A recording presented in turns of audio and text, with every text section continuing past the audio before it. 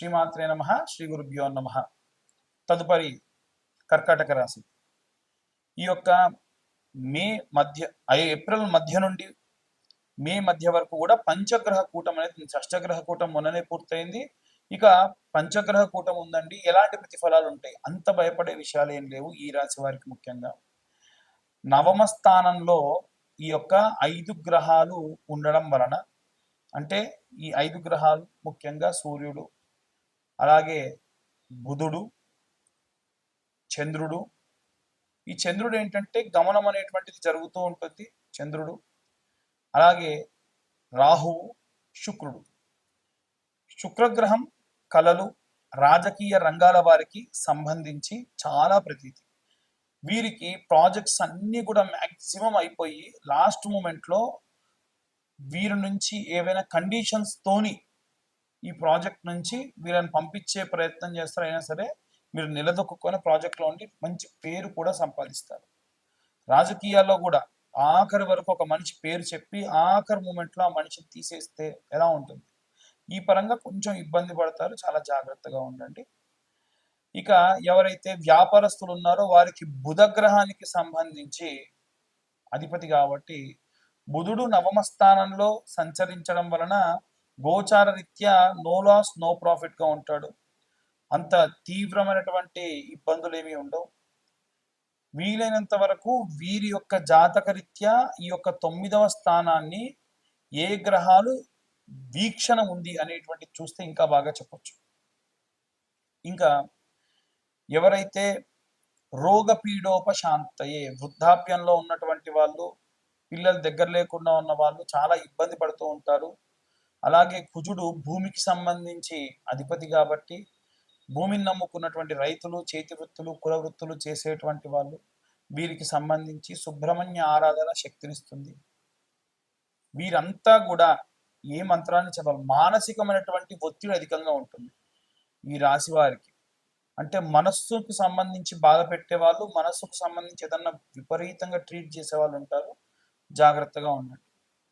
అయితే వీరు ఏ మంత్రం చదవాలి అంటే, ఓం చంద్ర అరిష్టేతో సుసంప్రాప్తే చంద్ర పూజాంచ కారయేత్ చంద్రధ్యానం ప్రవక్ష్యామి మనఃపీడోపశాంతయే.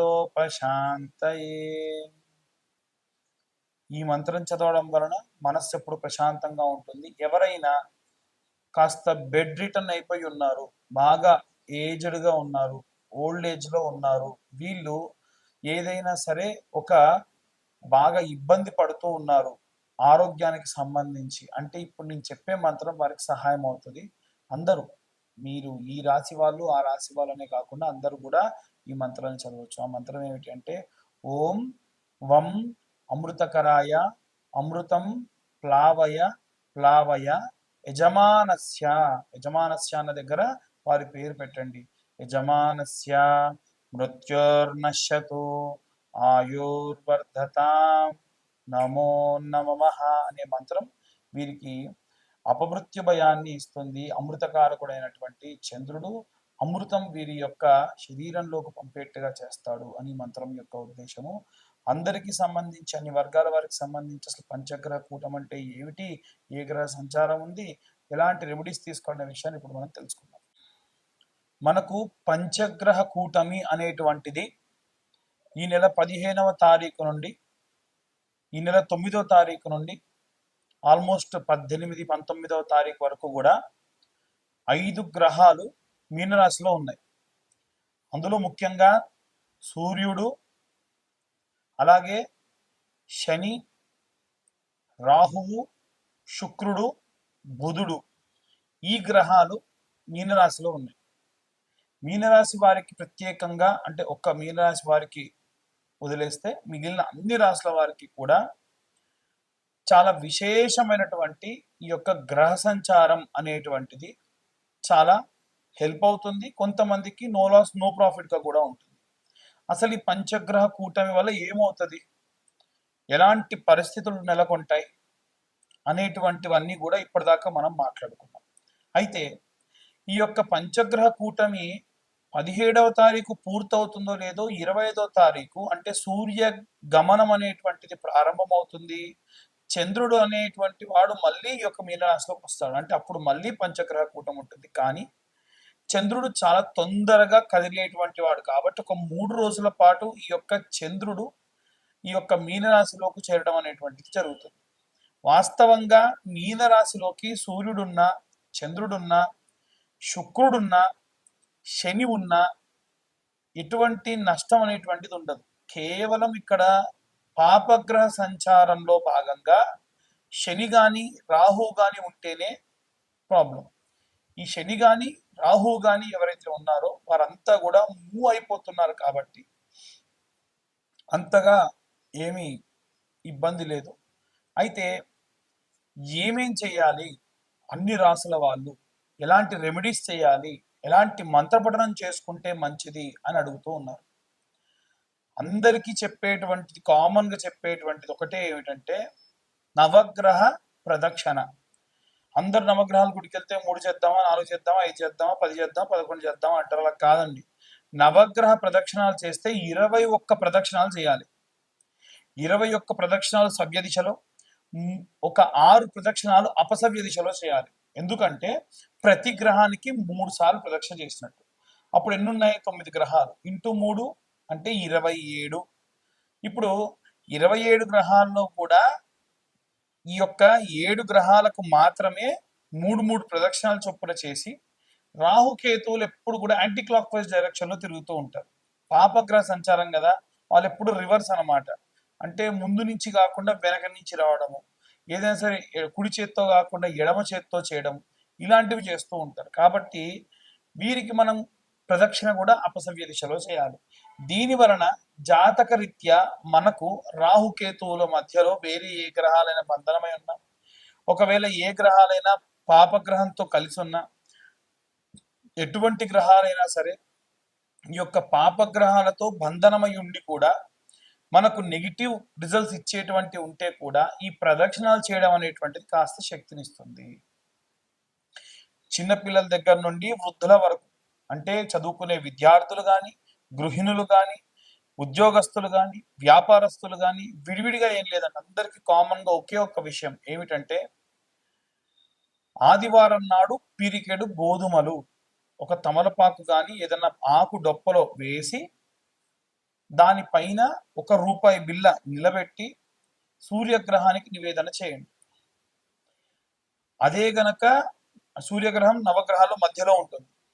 అదే మీరు చంద్రుడికి చేయాలంటే సోమవారం నాడు పిరికెడు బియ్యం తీసుకెళ్లి ఒక ఆకుడొప్పలో వేసి, లేదా ఒడ్లుంటే ఒడ్లు తీసుకెళ్లి ఆకుడొప్పలో వేసి చంద్రుడి దగ్గర పెట్టి ₹1 బిల్ల దాంట్లో నిలబెట్టండి. బెల్లం అనేటువంటిది నవగ్రహాలకి నివేదన చేస్తే చాలా మంచిది. ప్రతి ఒక్క గ్రహం దగ్గర ఇంత బెల్లం ముక్క పెట్టండి. ఇంతకు మించి మీరు నవగ్రహాలకు చేసేది ఏమీ లేదు. విగ్రహాలు అధికంగా తాకకుండా ఉంటే మంచిది. అలాగే కుజగ్రహం దగ్గరికి వెళ్తే కందులు కానీ, కందిపప్పు కానీ ఆకుడొప్పలో వేసి ₹1 బిల్ల పెట్టి ఒక బెల్లం ముక్క పెట్టి నివేదన చేయండి, చూపించండి, అంతే సరిపోతుంది. అలాగే బుధగ్రహానికి పూజ చేసినప్పుడు పెసర్లు, పిరికెడు పెసర్లు తీసుకొని ఆకుడొప్పలో లేదా తమలపాకులో వేసి ₹1 బిల్ల వేసి బుధగ్రహం ముందు పెట్టండి. అలాగే శనగలు తీసుకొని వెళ్ళి గురుగ్రహం ముందు పెట్టండి. అలాగే ₹1 బిల్ల, బెల్లం కామన్ అన్నిటికీ కూడా. శుక్రగ్రహం దగ్గరికి వెళ్తే బొబ్బెర్లు లేదా అల్చందలు అంటారండి. ఈ బొబ్బెర్లు తీసుకొని వెళ్ళి పిరికెడు బొబ్బెర్లు వేసి దాంట్లో ₹1 బిల్ల వేసి పెట్టండి. శని గ్రహం దగ్గరికి వెళ్ళినప్పుడు మాత్రం విగ్రహాన్ని ఎట్టి పరిస్థితుల్లో ఆడవాళ్ళు తాకొద్దు, మగవాళ్ళు కూడా తాకుండా ఉంటే మంచిది. పిరికెడు నువ్వులు, దాంతోపాటు ₹1 బిల్ల, ఆ ₹1 బిల్ల కూడా వీలైతే స్టీల్ అంటే ₹1, ₹2 లాంటివి అయితేనే బెస్ట్. ₹5 పెట్టకండి. పెట్టి దాంట్లో బెల్లం ముక్క పెట్టి ఇంతంత నువ్వుల నూనె శనేశ్వరుడు పై నుంచి పోయండి. ఆవ నూనె పోసినా మంచిదే. నల్ల రంగు ధాన్యం నుండి వచ్చినటువంటిది ఏ నూనె పోసినా శనికి చాలా ఇష్టం. ఇక రాహుకైతే మినపపప్పు లేదా మినుములు వేసి ₹1 బిల్ల వేసి ఇంతంత ఆ యొక్క బెల్లం ముద్ద పెట్టేసి నమస్కరించుకోండి. అలాగే కేతువుకైతే ఉలవలు, నల్ల రంగులో ఉండేటువంటి ఉలవలు ఉంటాయి కదా, ఈ ఉలవలు ఓ పిరికెడు ఆకుడొప్పలో వేసి లేదా తమలపాకులో వేసి ₹1 బిల్ల దాంట్లో పెట్టేసి ఇంత బెల్లం నైవేద్యంగా పెట్టండి, చాలు. ఈ షష్టగ్రహ కూటములు, పంచగ్రహ కూటములు, జాతకరీత్యా ఉన్న దోషములు ఇవన్నీ పోవడానికి ఒక్క వారం పాటు మనకు సోమవారం నుండి ప్రారంభిస్తే మళ్ళీ లేదా ఆదివారం నాడు ప్రారంభిస్తే ఈ యొక్క శనివారం వరకు ఈ రెమెడీస్ చేసుకుంటే సరిపోతుంది. ఇప్పుడు మీ అందరికీ ఒక డౌట్ వస్తుంది, ఏమిటంటే ఉన్న గ్రహాలు 9 అండి, మీరు చెప్పిందేమో వారం రోజులు ఎలా చేయాలి? మంగళవారం నాడు రాహుకేతువులకు చేసేయచ్చు, కుజుడితో పాటు రాహుకేతులకు చేయొచ్చు. లేదు ఆదివారం నాడే సూర్యుడితో పాటు రాహుకేతులకు కూడా చేయొచ్చు, ఎటువంటి దోషం లేదు. ఇక అందరూ మంత్ర పఠనం చేయాలి అనంటే ఏం చేయాలి అనంటే, ఓం ఆదిత్యాయ చ సోమాయ మంగళాయ బుధాయ చ గురు శుక్ర శనిభ్యశ్చ రాహవే కేతవే నమః అనే మంత్రం చదువుతూ ప్రదక్షిణాలు చేయాలి.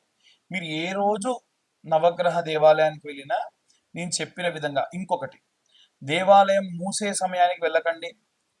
ఉదయాన్నే వీలైతే 7-8 గంటల వరకు దేవాలయానికి వెళ్ళే ప్రయత్నం చేయండి. లేదా గృహిణులు ఉంటారు పాపం, ఇంట్లో అందరికీ వంటలు చేసి పంపించాలి కాబట్టి 9-9:30 ప్రాంతంలో వెళ్ళండి. దాని వలన కాస్త ప్రశాంతంగా ఉంటారు. ఇక చాలా మంది మీ యొక్క పేర్ల గురించి అడుగుతున్నప్పుడు మీ పేర్లు చెప్పి వాటికి సంబంధించి జాతకం చెప్పమంటున్నారు. పేరు బలం మీద జాతకము 100% ఎవరు చెప్పరు. అలా చెబుతానని చెబితే నమ్మొద్దు. నేను చెప్తానని చెప్పినా నమ్మకండి అని చెప్పే గతంలో, ఇప్పుడు చెప్తున్నా. మళ్ళీ చాలా మంది ఫోన్స్ చేసి మీ యొక్క పేరు బలంతో జాతకం చెప్పమంటున్నారు. దయచేసి మీ date of birth, time, place ఉంటే మీ జాతకం గురించి కాస్త డబ్బు ఖర్చు పెట్టి పూర్తి జాతకం తెలుసుకోండి. ఒక 2025 రూపాయలు మొత్తం ఈ యొక్క జీవిత కాలానికి సంబంధించిన జాతకం 60 పేజీల్లో మీకు అందిస్తున్నా ఈ 2025 సంవత్సరంలో. అంతకు మించి కూడా మీరు ఖర్చు పెట్టాల్సిన అవసరం లేదు. రెమెడీస్, దానికి తగ్గ రెమెడీస్ మీకు పంపించడము, చెప్పడం కూడా జరుగుతుంది. ఎట్టి పరిస్థితుల్లో వీటికి ఇంతకు మించి ఇంకేం కూడా చేసేటువంటి అవసరం లేదు. అందరూ కూడా జాగ్రత్తగా ఉండండి. మన వాతావరణము కూడా ఈసారి చాలా విపరీతంగా ఉంది. ఎండలు బాగా ఉన్నాయి. ఎండాకాలంలో వర్షాలు అప్పుడప్పుడు అధికంగా పడతా ఉంటాయి. చాలా జాగ్రత్తగా ఉండండి. ఆరోగ్యం పట్ల ముఖ్యంగా పిల్లలు 12 సంవత్సరాల లోపు బాల్యంలో ఉన్న పిల్లలందరూ కూడా ఆరోగ్యం జాగ్రత్తగా చూసుకోండి. సర్వే జన సుఖినో భవంతు. స్వస్తి.